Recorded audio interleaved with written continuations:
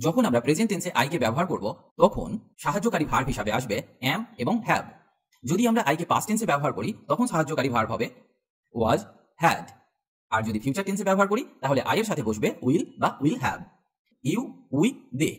এদেরকে যখন আমরা প্রেজেন্ট টেন্সে ব্যবহার করব তখন সাবজেক্ট অনুসারে আমাকে ব্যবহার করতে হবে আর, হ্যাভ অথবা হ্যাভ বিন।